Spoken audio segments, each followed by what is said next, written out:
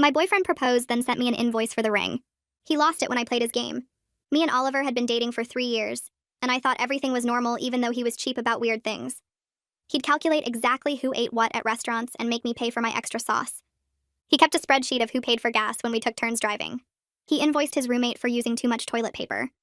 But he had a good job as an accountant, and I figured he was just particular about money. We talked about marriage and looked at rings together, and he knew I liked simple gold bands, nothing fancy or expensive. My birthday was coming up, and Oliver kept hinting about a big surprise. He made reservations at the Italian place where we had our first date and told me to dress nice. I thought this was it, finally, after 3 years of dating and me dropping hints about wanting to get married. All our friends were already engaged or married, and Oliver knew I was ready. The dinner was perfect, and Oliver seemed nervous, which I thought was cute. After dessert, he got down on one knee and the whole restaurant was watching. He pulled out a ring box and gave this speech about how I made him want to be a better man, and he couldn't imagine life without me. I said yes immediately, and everyone clapped while he put the ring on my finger. It was beautiful, exactly what I'd shown him months ago, a simple gold band with a small diamond. We kissed, and the restaurant gave us free champagne, and I was crying happy tears. Then we got home, and Oliver pulled out his laptop. He said now that we were engaged, we needed to discuss finances. I thought he meant wedding budget, but he opened an Excel sheet titled Ring Reimbursement Schedule. He'd itemized the ring cost at $3,800, including tax and insurance. He'd calculated a payment plan where I'd pay him back over 12 months with 2% interest, since that's what his savings account would have earned. I laughed because obviously this was a joke, but Oliver wasn't laughing. He said engagement rings were a joint investment in our future, and I should contribute equally. He said it wasn't fair that only men had to buy rings and modern women should pay their share. He actually had articles printed out about equality in relationships. I asked if he was serious, and he said he'd already set up automatic transfers from my account starting next week. He'd need my banking information to process the payments. He said if I really loved him, I'd want to pay for half of the symbol of our commitment. When I said that wasn't how engagement rings worked, he called me a gold digger who just wanted free jewelry. The next morning, Oliver sent me an actual invoice with payment terms and late fees. He'd CC'd his mother, Helen, who replied, all saying it was smart to protect his assets. She said too many women scammed men for rings, then broke up. She shared a story about her friend's son who never got his ring back after a broken engagement. Oliver's brother Jake chimed in saying Oliver was a genius for thinking of this. His dad Robert said he wished he'd done the same with Oliver's mom's ring 30 years ago. They were all insane. I showed my friends the invoice and they thought it was a prank until Oliver started texting them about being witnesses to our financial agreement. He asked my best friend Lisa to co-sign as a guarantor in case I defaulted. He asked my sister to confirm she'd help with payments if I lost my job. He created a shared Google Calendar with payment due dates highlighted in red. He made a thermometer chart to track payment progress like we were fundraising for charity. Week 2 of being engaged, Oliver presented me with more documents. A prenup where everything would stay separate. A bill for half of all our future dates. A contract stating I'd pay him back for any gifts over $50. A spreadsheet of projected household expenses where I'd pay 60% because I used more shampoo. He calculated that I owed him $43 for the extra water my longer showers used over 3 years. He wanted back pay for every birthday gift he'd bought me. He invoiced me for gas from when he'd picked me up for dates. He even tried to charge me for emotional labor when he listened to me complain about work. That's when I decided to play his game. I created my own Excel sheet titled Girlfriend Services 2021 to 2024. I calculated 3 years of emotional support at therapist rates, physical intimacy at escort rates, cooking at personal chef rates, cleaning at housekeeper rates, event planning for every birthday and holiday at coordinator rates, personal shopping since I bought all his decent clothes, Instagram photography because I took all his profile pictures, career coaching because I helped with his resume, social management because I organized all our friend gatherings. The total came to $487,000. I sent him the invoice with net 30 payment terms and a note that the ring payment would be deducted from what he owed me. Oliver called screaming. His voice came through my phone sharp and loud enough that I held it away from my ear. He kept saying I'd made him look stupid in front of everyone by sending that ridiculous invoice. I sat on my couch and let him finish his whole speech about how I didn't understand basic relationship dynamics. When he finally stopped to breathe, I told him my payment terms were net 30, just like his. I said I expected the first payment within the month and we could deduct the ring cost he claimed I owed from the total. The line went quiet for a second before he hung up. I went back to watching TV but couldn't focus on the show. My phone buzzed with texts from Oliver saying we needed to talk in person immediately. I ignored them and made myself dinner. An hour later, someone knocked on my apartment door so hard it rattled in the frame. I looked through the peephole and saw Oliver standing there with a folder tucked under his arm. I opened the door but didn't invite him in. He pushed past me anyway and started pulling papers from the folder. He'd printed out articles from men's rights websites about women who exploited their boyfriends financially. He spread them across my coffee table like evidence at a trial. He pointed at highlighted sections about gold diggers and manipulative women. I walked to my bedroom and grabbed my own folder. I'd spent the afternoon researching financial abuse after talking to my friend who worked at a women's shelter. I laid out my articles next to his. Each one described behaviors that matched exactly what Oliver had been doing. Tracking every expense, making me justify purchases, using money to control decisions, demanding payment for normal relationship activities. Oliver picked up one article and skimmed it. His face turned red as he read the warning signs list. He dropped the papers and his whole expression changed. His eyes got watery and his voice went soft. He said he thought we were building a future together and I was destroying everything over money. He sat down on my couch without asking and put his head in his hands. I stayed standing by the Kitsmith counter. I pointed out that he made our engagement about money the second he opened that Excel sheet. I said normal people didn't invoice their partners for engagement rings.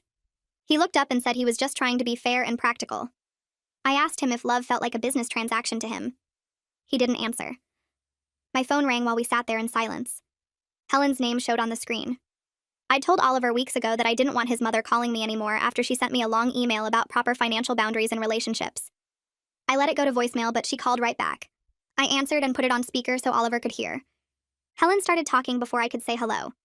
She said I was being cruel to her son and destroying his happiness over petty concerns. She said no decent man would want to marry me if I kept acting like this. I interrupted her and said that was fine because I didn't want to marry someone who treated love like a business deal.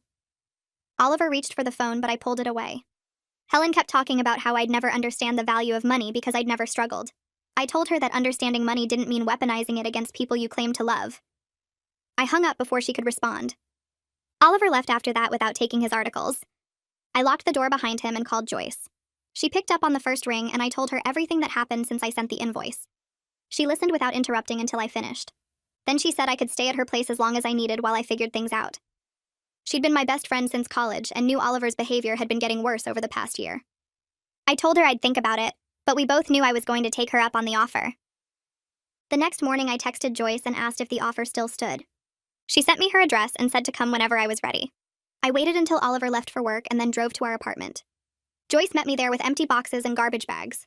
We packed my clothes first and then my personal items from the bathroom and bedroom. I left most of the furniture since Oliver had bought it and would probably want to calculate what I owed if I took anything. The engagement ring sat in a dish on my dresser.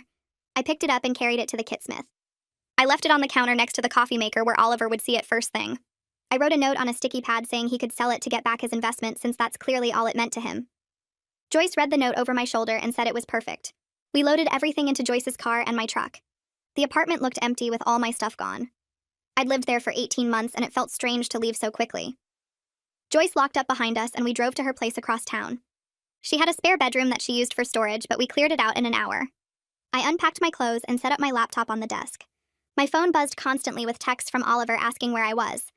I didn't respond to any of them. By evening, I had 17 texts and 9 emails from Oliver. The messages switched back and forth between begging me to come back and threatening to sue me for breach of contract. Some emails said he loved me and made a mistake. Others included attachments with legal documents about verbal agreements and financial obligations. I forwarded everything to Joyce, who was making dinner in the Kitsmith. She came into my room and read through the messages on my phone. She looked at me and said this was completely crazy behavior. I felt relieved that someone else saw how wrong this all was. My sister Celia showed up at Joyce's apartment that weekend with wine and Chinese food. She hugged me for a long time before saying anything. We sat on Joyce's couch and ate straight from the containers. Celia admitted that Oliver had contacted her 3 weeks ago, asking if she'd help with my ring payments if I lost my job. She thought he was joking and laughed it off. Then she got the actual invoice email and realized he was serious. She showed me the email chain on her phone. Oliver had sent her a detailed breakdown of my monthly expenses and asked her to sign as a backup guarantor. She never responded but felt guilty for not warning me sooner. Celia told me Oliver had also called our parents trying to get them to pressure me. Our dad answered the phone and listened to Oliver explain his ring reimbursement plan. Dad apparently laughed in his face and told him to grow up before hanging up. Mom called Celia right after to make sure I was okay. Hearing that Dad stood up for me made everything feel more real. My family saw what I'd been dealing with and validated that it wasn't normal. Celia opened the wine and poured 3 glasses. We spent the rest of the night talking about all the strange things Oliver had done that I'd explained away over the years. Monday morning, I went back to work for the first time since leaving Oliver. My coworker Sheldon stopped by my desk around 10. He noticed my left hand right away and asked where my ring went. I gave him the basic story about Oliver invoicing me for the engagement ring and demanding monthly payments. Sheldon's mouth fell open and he stared at me for a few seconds. He said his wife would have thrown him out a window if he'd tried something like that. Other coworkers heard us talking and came over to ask what happened. By lunch, the whole office knew about Oliver's ring invoice. Everyone agreed it was the weirdest breakup story they'd ever heard. Sheldon stopped by my cubicle later that afternoon with a concerned look on his face. He sat down in the empty chair next to my desk and lowered his voice. He told me his sister went through something similar with an ex who tracked every penny she spent and used money to control her. The ex made her keep receipts for everything and would question her purchases. He'd withhold affection if she spent money without his approval. Sheldon said his sister didn't realize it was abuse until she got out and started therapy. He pulled out his phone and texted me a contact, a therapist named Dr. Davis who specialized in financial abuse. I stared at the name on my screen and felt something click into place. That's exactly what this was. Not Oliver being quirky about money. Not him being careful with finances. This was control disguised as equality. I thanked Sheldon and saved the contact information. The next morning, I arrived at work to find my boss Karen waiting by my desk. She asked me to come to her office right away. My stomach dropped because her expression was serious. I followed her down the hall wondering what I'd done wrong. She closed the door and pulled up her email. Oliver had sent her a message at 6 that morning. He was requesting that she garnish my wages for the ring payment. He'd attached his invoice and payment schedule. He explained that I was refusing to honor my financial obligations. Karen had already forwarded it to HR with a note calling it completely inappropriate and possibly harassment. She asked if I was okay and if Oliver was bothering me. I felt embarrassed that my personal life was spilling into work. I explained the basic situation about the engagement and the invoice. Karen listened without interrupting, and her expression got more concerned. She told me HR would be reaching out and I should document everything Oliver sent me. She also said the company would support me if I needed to take any action. I thanked her and went back to my desk feeling shaken that Oliver had contacted my workplace. An hour later, the HR representative called me. Her name was Alice, and she sounded professional but kind. She explained that Oliver's email could be considered workplace harassment. She asked if I wanted to file a formal complaint against him. I thought about it for a minute. Part of me wanted to just make this all go away. But Alice said even if I didn't file now, they'd keep the email on record in case his behavior got worse. I declined to file a formal complaint but appreciated knowing I had options. Alice said to contact her immediately if Oliver showed up at the office or contacted anyone else at work. She also gave me information about the employee assistance program if I wanted counseling. I hung up feeling relieved that my company was taking this seriously. That evening, I got an email from Helen. The subject line said we needed to talk. I almost deleted it without reading, but curiosity got the better of me. The message was long and detailed. Helen wrote that Oliver had always been sensitive about money because they struggled when he was young. His dad lost his job when Oliver was 10, and they almost lost their house. Oliver watched his parents fight about bills and saw his mom cry over the checkbook. Helen said this experience shaped how Oliver viewed financial security. She wanted me to understand where he was coming from. She thought if I knew his background, I'd be more patient with his need to track expenses. I read the whole email twice. I felt a brief moment of sympathy. Growing up with financial stress must have been hard. But then I remembered the invoice sitting in my email, the spreadsheet calculating my water usage, the demand that I pay him back for listening to me talk about work. Childhood poverty didn't excuse adult financial manipulation. I hit reply and typed out a response. I told Helen I understood Oliver's background now. I appreciated her sharing that information with me, but understanding where his behavior came from didn't mean I had to accept it. Real partnership meant not weaponizing money against your partner. It meant not tracking every dollar your girlfriend spent or invoicing her for emotional support. I explained that what Oliver was doing had a name, and it was called financial abuse. I said I hoped he'd get help, but I couldn't stay in a relationship where money was used as a weapon. I sent the email and felt good about standing my ground. Helen never replied. Her silence told me everything I needed to know about where she stood. She'd rather enable her son than admit his behavior was wrong. 2 days later, Jake texted me out of nowhere. He said I was being dramatic about the whole situation. Oliver just wanted us to be equal partners financially. Modern relationships required both people to contribute. I stared at the text, feeling anger build in my chest. I opened my photos and found screenshots of Oliver's demands. The one about back pay for birthday gifts.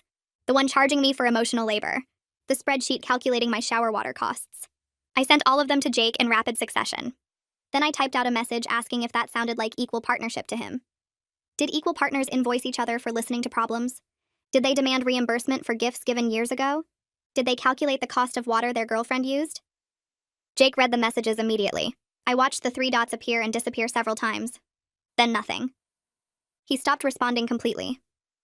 I sat on Joyce's couch that night thinking about Jake's silence. His whole family had been enabling Oliver's worst behavior for years. Helen defending the ring invoice. Robert wishing he'd done the same thing. Jake calling Oliver a genius for his scheme. They'd created an environment where Oliver thought invoicing his fiancée was perfectly reasonable. No wonder he couldn't see how messed up his thinking was. His entire family reinforced that this was normal, that women were trying to scam men, that protecting assets mattered more than building trust. I felt sad for whoever Oliver dated next because his family would encourage the same controlling behavior. Joyce came home with Thai food and found me staring at my phone. She sat down next to me and asked what was wrong. I told her about Jake's text and his subsequent silence. Joyce suggested something I hadn't considered.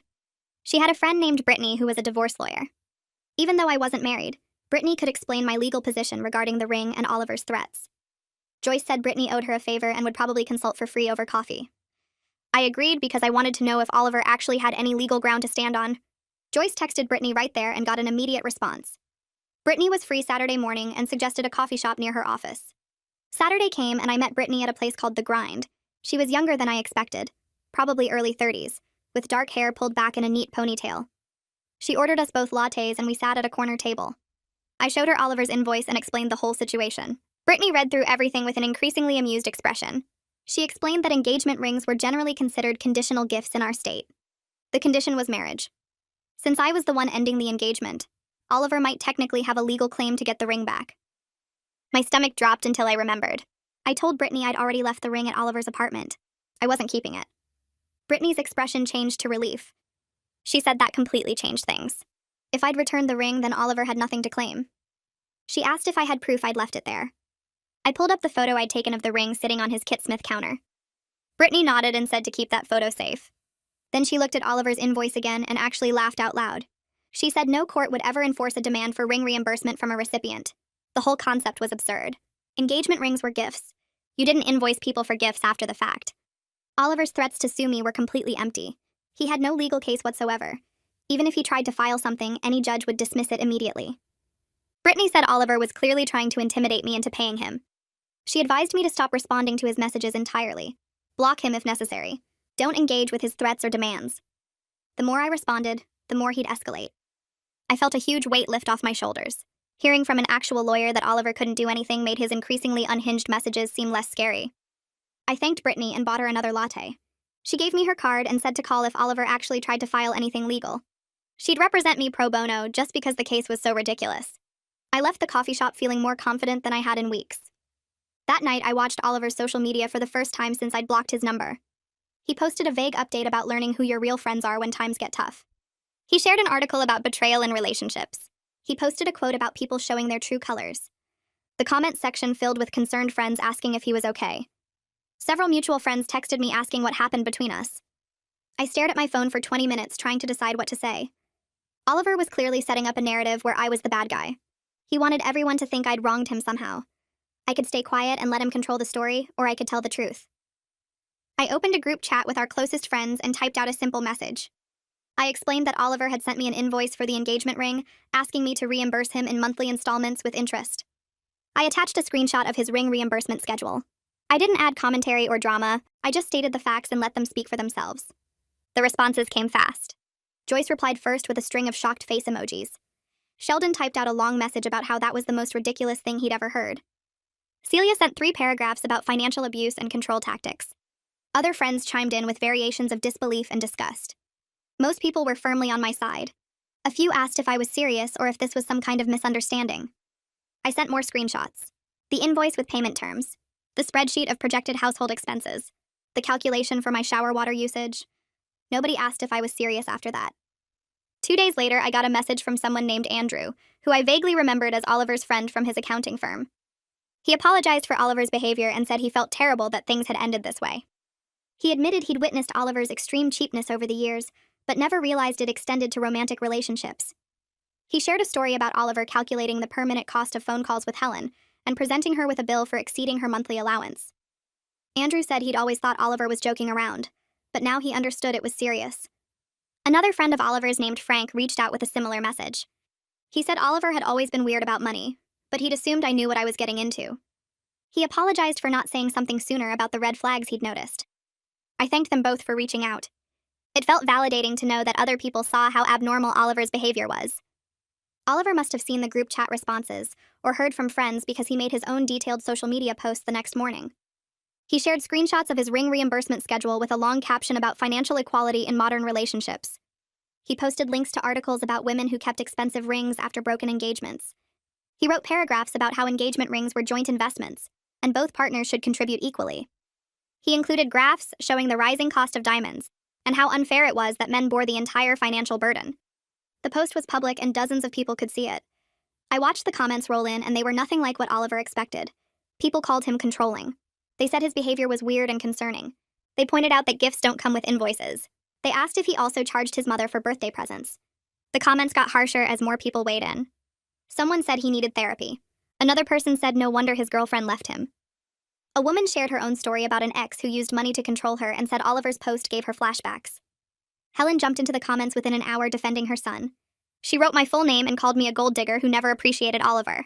She said I'd used him for 3 years and tried to steal an expensive ring.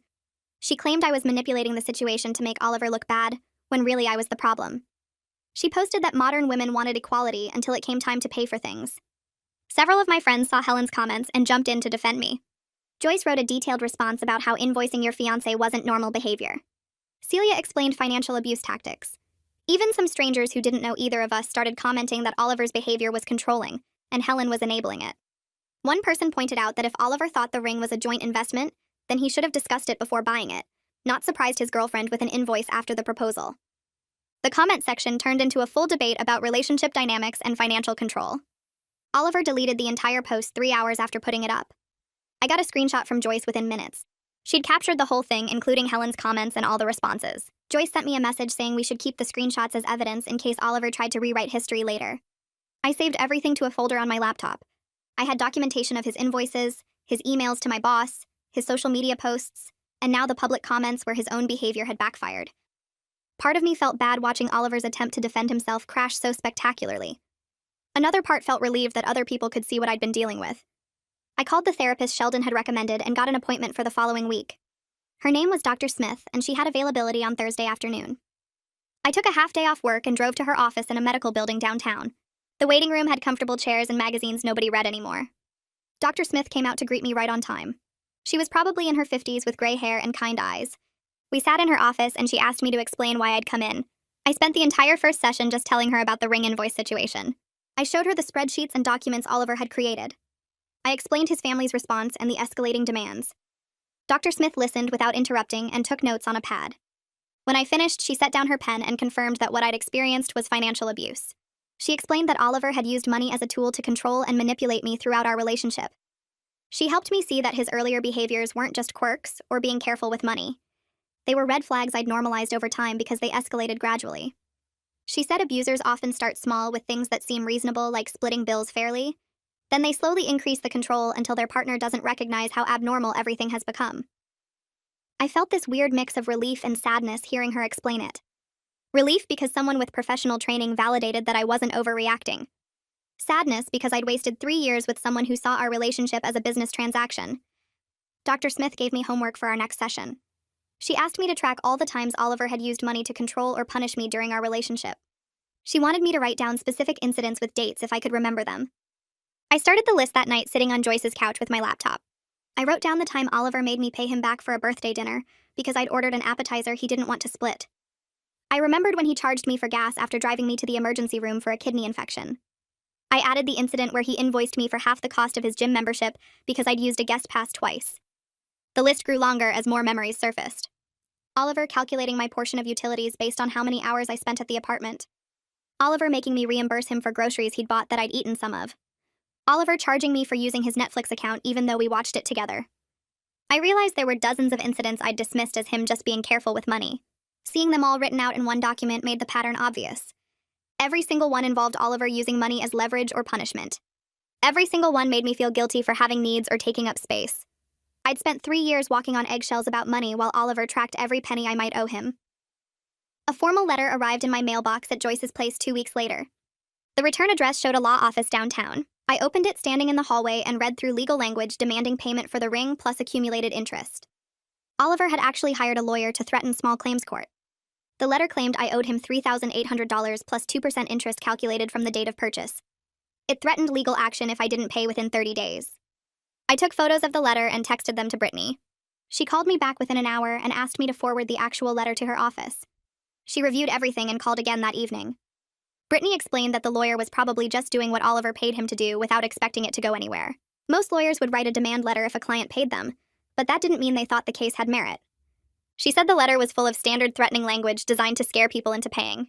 She assured me that Oliver had no legal grounds for his claim since I'd returned the ring. She asked if I wanted her to respond, or if I wanted to ignore it. I told her to respond because I wanted this documented in case Oliver escalated further. Brittany drafted a response letter explaining that I'd returned the ring and owed nothing. She included the photo evidence of the ring sitting on Oliver's Kit Smith counter with a timestamp. She noted that engagement rings were conditional gifts, and the condition had been fulfilled by my return of the property. She added that continued harassment could result in me filing for a restraining order. She sent me a copy before mailing it to Oliver's lawyer. The letter was professional but firm. It made clear that I had legal representation and wouldn't be intimidated by empty threats. Oliver's lawyer never responded to Brittany's letter. 2 weeks passed with complete silence. Brittany said that was typical and suggested the lawyer had probably advised Oliver to drop it. She explained that most lawyers wouldn't want to take a case this ridiculous to court where they'd definitely lose. The silence felt like a small victory. Oliver had tried to use the legal system to bully me, and it had backfired just like his social media post. My parents called the next evening asking if I wanted to come for dinner on Saturday. I hadn't told them much about what happened with Oliver, except that we'd broken up and I was staying with Joyce temporarily. When I arrived at their house, Mom had made my favorite lasagna, and Dad gave me a longer hug than usual. We sat down to eat, and there was this awkward silence until Dad finally said he was relieved I didn't marry Oliver. He admitted he'd always thought Oliver was strange about money, but assumed I knew what I was getting into since we'd been together 3 years. Mom nodded and mentioned she'd noticed Oliver never offered to help pay when they took us out to dinner. She said he'd always let them cover the entire bill while he sat there calculating what he was saving. I felt my face get hot because I'd never noticed that pattern before. My whole family had seen the red flags I'd been ignoring for 3 years. They'd watched Oliver take advantage of their generosity and never said anything because they thought I was okay with it. Dad said they'd discussed saying something multiple times but didn't want to interfere in my relationship. I told them about the ring invoice and everything that followed. Mom looked horrified and Dad actually got angry, saying Oliver had some nerve treating me like a business transaction. They asked if I was really okay, and I said I was getting there. The conversation shifted to practical things like my apartment search and whether I needed help with moving costs. Celia came over to Joyce's place a few days later with coffee and pastries. She sat me down and said she'd been doing research on financial abuse because what Oliver did kept bothering her. She wanted to make sure I was really okay and not just pretending to be fine. We ended up talking for almost 3 hours about how Oliver's behavior had isolated me and made me question my own judgment about normal relationship dynamics. Celia pointed out that I'd stopped suggesting we go out with friends because I didn't want to deal with Oliver calculating everyone's share of the bill. She reminded me that I'd stopped buying things I wanted because I knew Oliver would make comments about wasting money. I realized she was right about all of it. Oliver had slowly trained me to police my own spending and social life to avoid his criticism. Celia hugged me and said she was proud of me for getting out before we actually got married. She made me promise to tell her if Oliver tried to contact me again because she didn't trust him to leave me alone. I started looking at apartments online that weekend. Joyce had been amazing about letting me stay with her, but I needed my own space. The freedom of choosing a place that was entirely mine felt incredible. No one would track my utility usage or charge me for extra shampoo. No one would calculate the cost of my longer showers or invoice me for using too much toilet paper. I could buy nice coffee or order takeout whenever I wanted without guilt or explanations. I spent hours scrolling through listings and saved several possibilities to visit. The idea of living alone actually excited me instead of scaring me. I'd never lived by myself before because I'd moved in with Oliver after college. This would be completely new territory where I could figure out who I was without someone constantly monitoring my choices. Oliver somehow found out I was apartment hunting. He sent me an email with an Excel spreadsheet attached showing calculations of how much money I'd waste on rent, instead of splitting costs with him. He'd included average utility costs for one person versus 2 people sharing expenses. He'd calculated the difference over 1 year, 5 years, and 10 years to show how much I'd lose by living alone. He'd even factored in the cost of buying my own furniture instead of sharing his. The email ended with a note saying he was trying to help me make smart financial decisions. I stared at the spreadsheet for a long time, and then deleted the email without responding. Nothing I could say would make him see how twisted his thinking was. He genuinely believed he was being helpful by sending me financial calculations about why I should stay with him. The spreadsheet proved that even after everything that happened, he still saw our relationship as a business arrangement, where the numbers mattered more than anything else. I found a small 1-bedroom apartment the following week. It was on the 3rd floor of an older building with hardwood floors and big windows that let in tons of natural light. The rent was reasonable, and the landlord seemed nice when I met her for the showing. I signed the lease that same day because it felt perfect for starting over. Joyce helped me coordinate getting my remaining things from Oliver's place. We waited until a weekday when we knew he'd be at work. His spare key was still on my keychain, and we let ourselves in. Most of my stuff was still in boxes from when I'd packed to leave originally. We loaded everything into Joyce's car in 3 trips. I left my key on the Kit Smith counter next to where I'd left the engagement ring weeks ago. The ring was gone now, probably back in its box somewhere. I took one last look around the apartment where I'd lived for 2 years and felt nothing except relief that I was leaving. Oliver texted me that evening. He'd sent a photo of the empty spaces where my things used to be with a message about how I was throwing away 3 years over a simple misunderstanding. He said we could work through this if I'd just sit down and talk to him reasonably about finances. He said he loved me and wanted to build a future together. He said I was being dramatic and emotional instead of logical. I read the message twice and then blocked his number. There was no misunderstanding between us. Oliver had shown me exactly who he was when he sent that first invoice. He'd shown me again with every spreadsheet and calculation and demand for payment. Blocking his number felt like closing a door I should have closed months ago. Helen started calling me from different numbers trying to get through. She'd call from her cell phone, then Robert's phone, then numbers I didn't recognize. I kept declining the calls until finally I answered one because I was tired of the harassment. Helen immediately launched into a speech about how I was ruining Oliver's life and breaking his heart. She said he was depressed and barely eating, and it was all my fault. I waited until she finished and then told her firmly that Oliver needed therapy, not a wife. I said she needed to stop enabling behavior that would prevent him from having healthy relationships. I told her that tracking every penny your partner spends isn't normal or healthy. Helen went quiet for a moment and then started crying. She admitted through tears that Robert did similar things to her with money. She said he tracked her spending and made her justify every purchase. She said he'd been doing it for their entire marriage and she'd learned to just accept it as how things were. She said she thought all men were like that about money, and women just had to deal with it. I felt sad for her, but I also knew I couldn't save her from a situation she'd chosen to stay in for 30 years. I told her gently that she deserved better too, and that what Robert did wasn't normal either.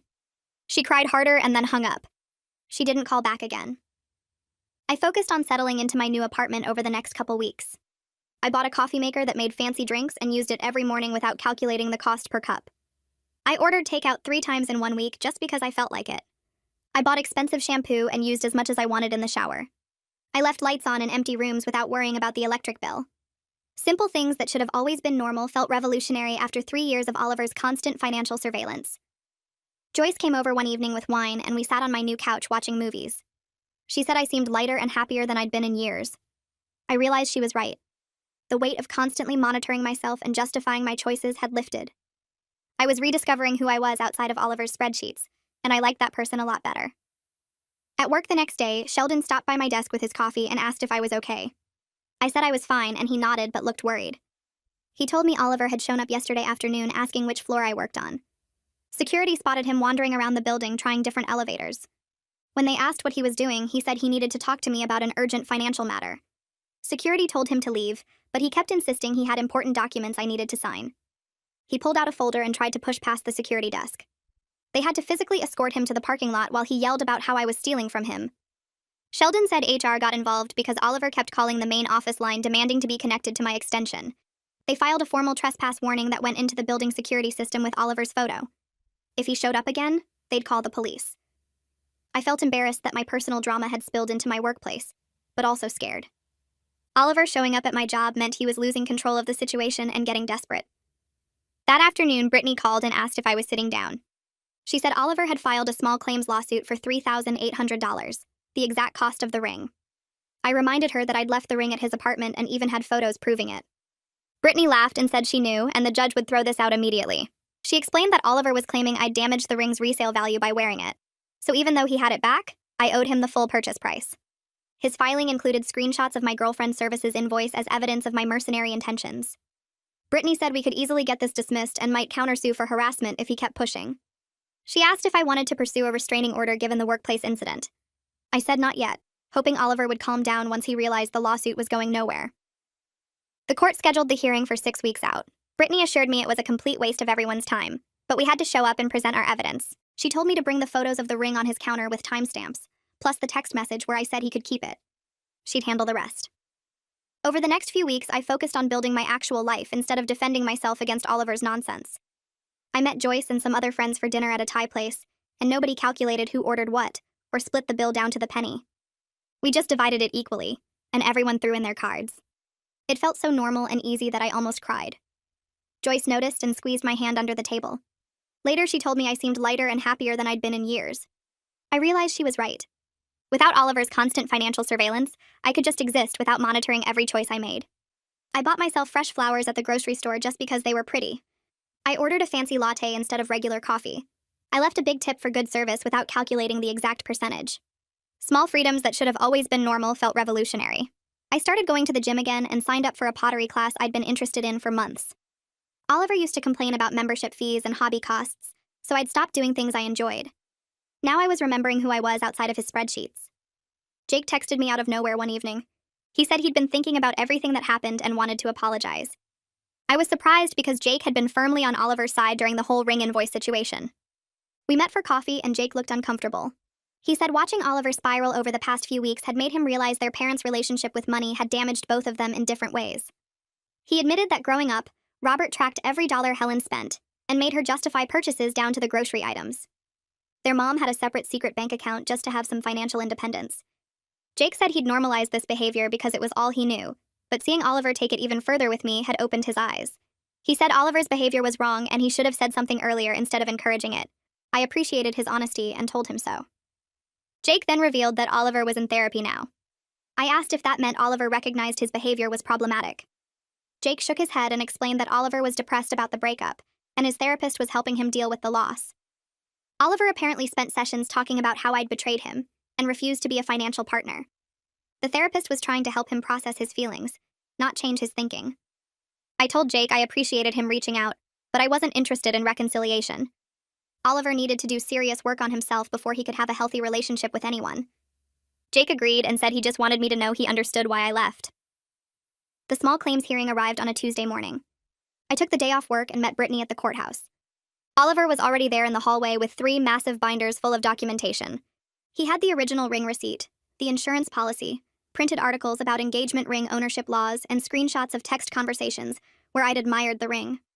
He'd organized everything with colored tabs and page markers like he was presenting a corporate audit. The judge called our case and we filed into the small courtroom. Oliver went first and launched into a detailed presentation about the ring purchase. He explained how he'd researched the best value, compared prices at multiple jewelers, and selected a ring that matched my stated preferences. He showed the receipt with the $3,800 total highlighted. Then he explained that while he'd given me the ring as an engagement gift, I'd broken the engagement and therefore owed him reimbursement. The judge asked if he had the ring back.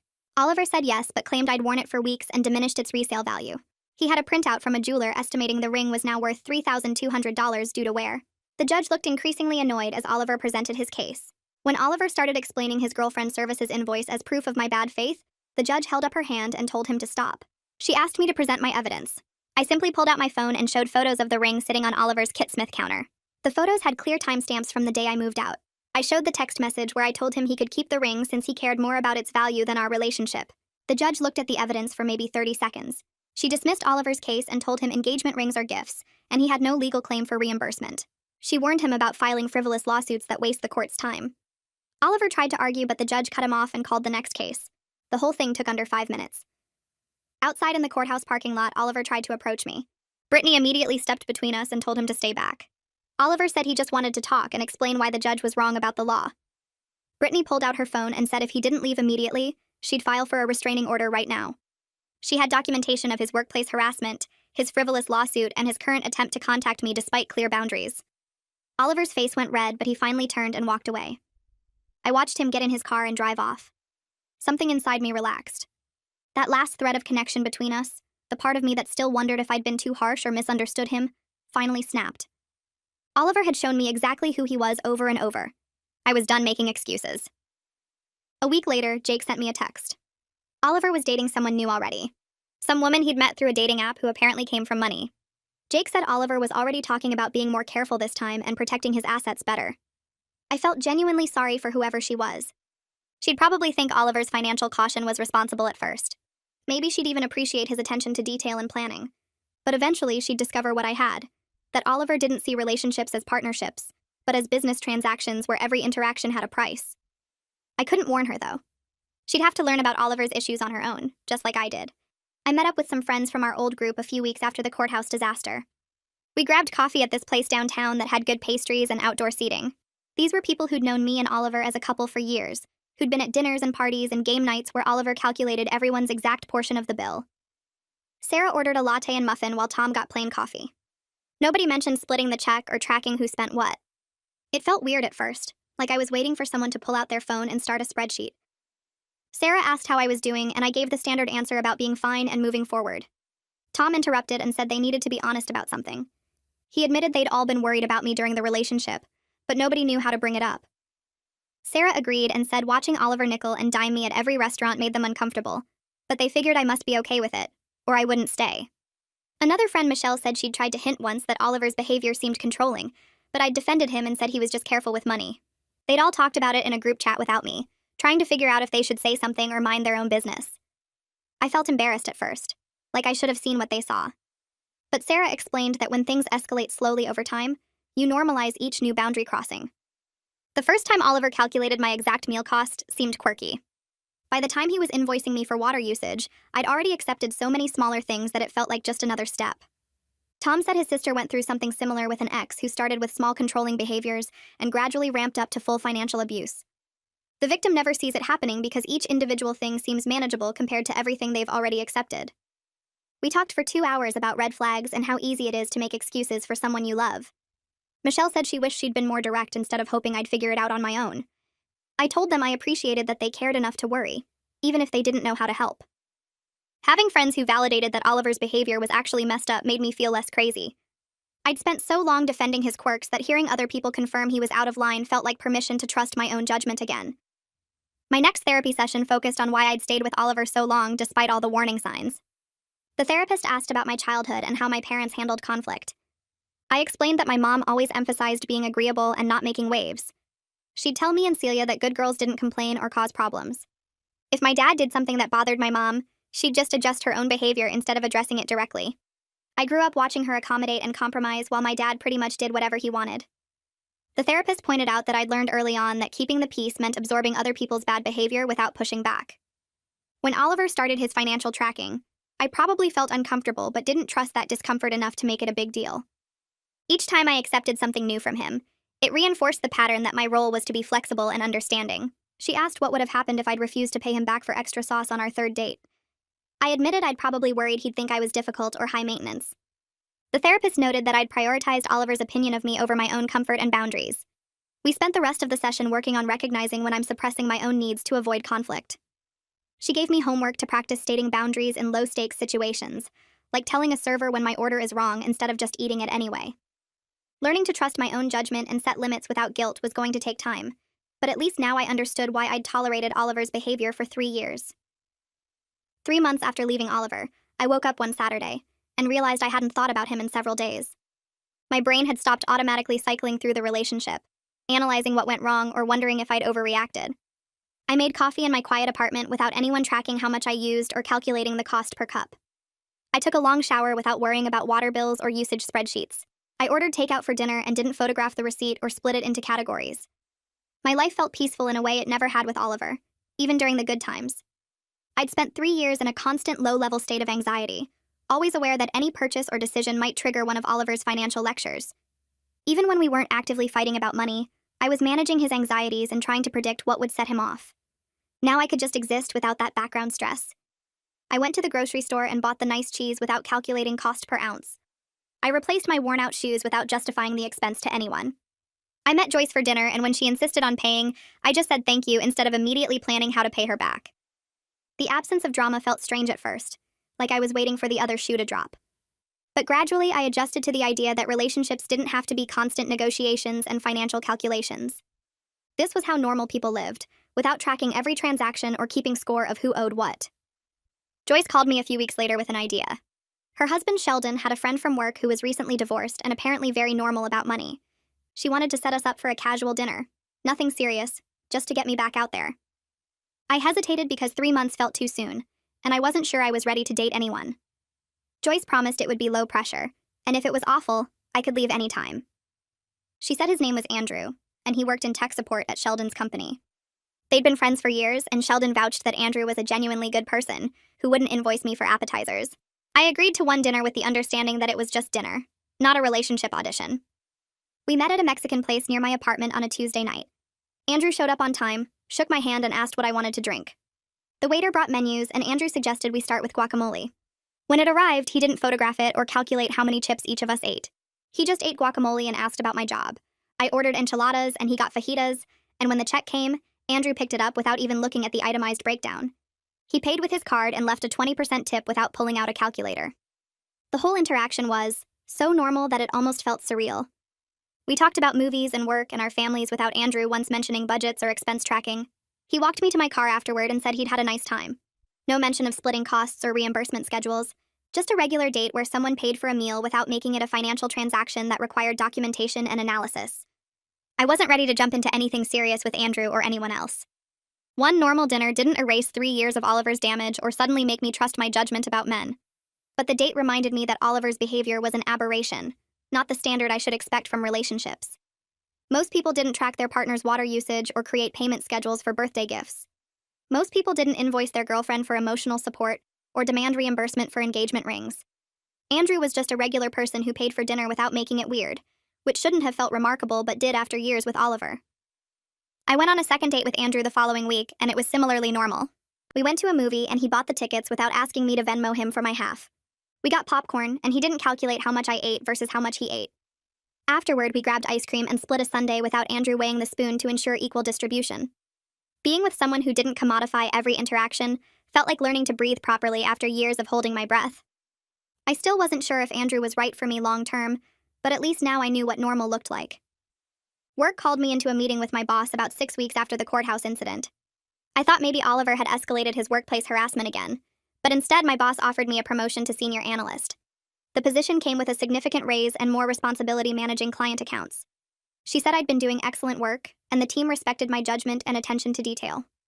I accepted immediately, and walked out of that office feeling like I'd finally gotten something good out of the whole Oliver disaster. The promotion meant I could afford my apartment comfortably without stressing about money.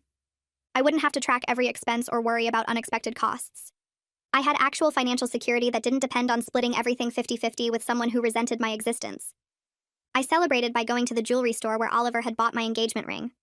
The same salesperson recognized me and asked how wedding planning was going.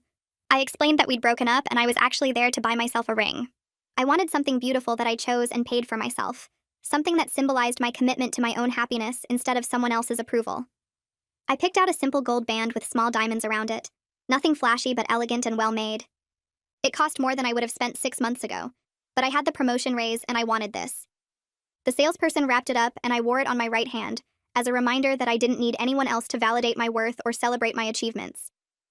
Celia called me the next week with a story about running into Helen at the grocery store. Our parents had been shopping and saw Helen in the produce section. Mom said Helen tried to make small talk as if nothing had happened, asking about me and Celia and acting like we were all still one big happy family. My dad apparently wasn't having it. He told Helen directly that what Oliver did to me was financial abuse, and no amount of pretending otherwise would change that fact. Helen got defensive and said Oliver was just trying to protect himself from gold diggers. My dad responded that calling your fiancé a gold digger for not wanting to be invoiced for an engagement ring showed exactly what kind of person Oliver was. Helen left her shopping cart right there in the produce section and walked out of the store. Mom felt a little bad about the confrontation, but Dad said someone needed to tell Helen the truth since she'd clearly never heard it before. Celia thought the whole thing was hilarious, and wished she'd been there to see Helen's face. I felt grateful that my dad was willing to defend me even in awkward grocery store encounters. He could have just made polite small talk and avoided conflict, but instead he stood up for me and made sure Helen knew that her son's behavior wasn't acceptable. Having family who validated my reality instead of pressuring me to make peace with Oliver made all the difference. I thought about how different everything might have been if my family had reacted like Oliver's did. If my parents had told me to be more understanding, or suggested I was overreacting to normal financial planning.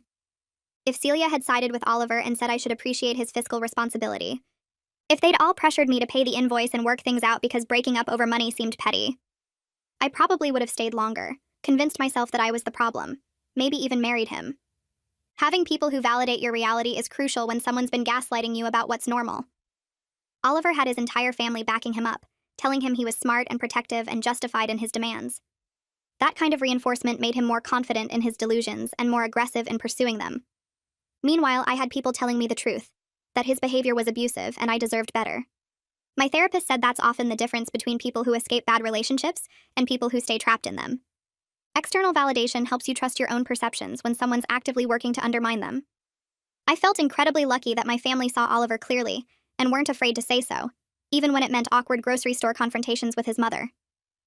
6 months after moving out, I was genuinely thriving.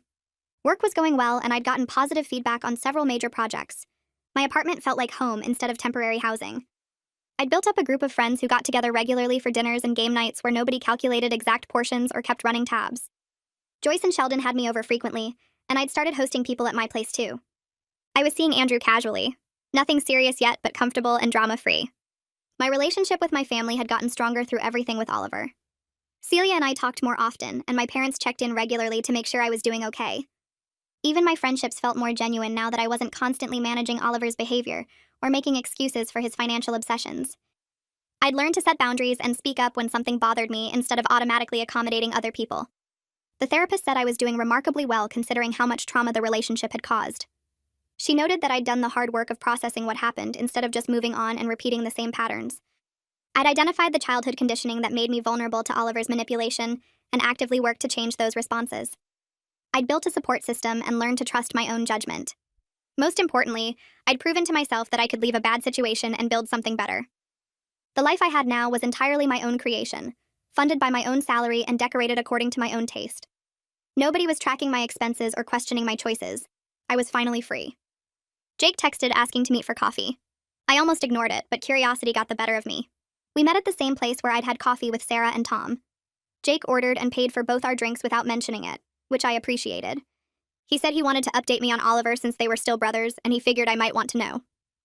Oliver was engaged again after just 5 months. The new woman was named something generic that I immediately forgot. Jake said she came from family money, old money that Oliver had definitely noticed. He'd moved fast with this relationship, going from first date to engagement in under 4 months. Jake thought the family money was why Oliver proposed so quickly. He wanted to lock her down before she realized what she was getting into. I asked if Oliver had sent her a ring invoice yet. Jake laughed and said not as far as he knew, but the relationship was still new. He figured Oliver had learned to hide his financial controlling behavior better in the beginning. The invoices and spreadsheets would probably come out after the wedding when she was more committed.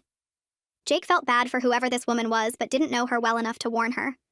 Oliver had apparently told his family that I was financially irresponsible, and he'd found someone who understood the value of money. Jake wanted me to know that he didn't believe Oliver's version of events and thought his brother needed serious therapy. I appreciated Jake reaching out, but told him I didn't want updates about Oliver anymore. That chapter of my life was closed, and I didn't need to know who he was manipulating next. Jake understood and said he just wanted to make sure I knew the truth about what Oliver was saying. We finished our coffee and went our separate ways. I drove home feeling nothing about Oliver's engagement except maybe pity for his new victim. 3 weeks after coffee with Jake, I ran into him at the grocery store near his place. He waved and came over with his cart half full of frozen dinners and energy drinks. He said he'd been meaning to text me, but wasn't sure if I wanted to hear more about Oliver's situation. I told him I appreciated the thought, but I was genuinely okay with whatever Oliver was doing now. Jake nodded and said that was probably healthier than staying invested in his brother's mess. He mentioned that Oliver had been posting engagement photos with his new girlfriend all over social media, the kind where they're both staring at the ring instead of the camera. Jake said the woman looked happy in the photos, but he couldn't shake the feeling that she had no idea what she was getting into with Oliver's money issues. I thanked Jake for looking out for me back when everything fell apart, and he said he wished he'd spoken up sooner about how weird Oliver's behavior had gotten. We said goodbye and went our separate ways through the produce section. I got home and unpacked my groceries without thinking about Oliver once, which felt like progress. The next day at work, I realized I'd gone almost 2 full weeks without checking if Oliver had blocked me on social media or posted anything about me. My therapist had told me that indifference was the final stage of moving on, better than anger or sadness because it meant he truly didn't matter anymore. Brittany texted me the following Saturday asking if I wanted to come to a dinner party at her place. She said it would be casual with good food and interesting people, mostly women she knew from various parts of her life. I almost said no because I still wasn't great at social situations after spending 3 years with Oliver isolating me from friends, but something made me say yes. Brittany lived in a renovated warehouse loft downtown with exposed brick and huge windows. When I arrived, there were already 6 other women there, all around my age, drinking wine and laughing in the Kitsmith. Brittany introduced me around, and I immediately felt comfortable in a way I hadn't expected. We ate pasta and salad around her big dining table, and the conversation flowed naturally from jobs to travel to dating horror stories. That's when I realized every woman at the table had left a financially controlling relationship. One woman named Sarah talked about her ex who made her submit itemized receipts for every purchase over $10. Another woman named Michelle described how her ex-husband had hidden money in accounts she didn't know about, while claiming they couldn't afford basic necessities. A third woman named Jennifer laughed about her ex-boyfriend who charged her rent to stay in his apartment, but wouldn't let her have a key or put her name on anything. I shared the ring invoice story and everyone groaned in recognition, not shock. They all had their own versions of men who used money as a weapon to control and diminish them. We spent hours trading stories that ranged from absurd to heartbreaking, finding comfort in knowing we weren't alone or crazy for leaving. Sarah said her ex had convinced her she was bad with money when really he was just manipulating the numbers to keep her dependent. Michelle said it took her 2 years after the divorce to stop feeling guilty every time she bought something nice for herself. Jennifer said she still sometimes caught herself calculating if she could afford basic groceries, even though she made good money now. Brittany raised her glass and said we were all survivors of financial abuse and that deserved celebrating. We clinked glasses and I felt genuinely happy for the first time in months, surrounded by women who understood exactly what I'd been through without needing lengthy explanations. The calendar notification on my phone showed it had been exactly 1 year since Oliver proposed at the Italian restaurant. I was sitting in my apartment drinking coffee and reading on a Sunday morning, the kind of peaceful routine I'd built for myself over the past 12 months. My life looked completely different now in ways I couldn't have imagined that night when Oliver pulled out his ring reimbursement spreadsheet. I had my own place that I'd decorated exactly how I wanted without anyone questioning my choices or tracking my expenses. I had friends who genuinely cared about me without keeping score of favors owed. I had a job I was good at where my boss respected my work and didn't have to deal with my ex trying to garnish my wages. I had a therapist who helped me understand how I'd ended up accepting Oliver's behavior for so long and how to avoid similar patterns in the future. Most importantly, I had myself back in a way I hadn't realized I'd lost during those 3 years with Oliver. I could buy expensive coffee without guilt, take long showers without worrying about water bills, order takeout without calculating my share down to the penny. Simple things that should have always been normal felt revolutionary after years of financial surveillance. I thought about Oliver sometimes, but without anger or sadness, just a distant awareness that he existed somewhere living his life. Jake had stopped updating me entirely, which I appreciated because I truly didn't need to know. The ring sat in a box somewhere in Oliver's apartment, or maybe he'd sold it to recoup his investment like he'd always wanted. I'd learned that love shouldn't come with invoices or payment plans or spreadsheets tracking who owed what. The right person wouldn't make me feel like caring about them was a financial transaction requiring reimbursement. I finished my coffee and opened my laptop to look at vacation destinations I could actually afford now that I wasn't paying off imaginary relationship debts. My calendar was clear, my bank account was mine alone, and my future was built on my own values instead of someone else's twisted version of equality. The ring invoice had been the best gift Oliver ever gave me because it showed me exactly who he was before I made the mistake of marrying him.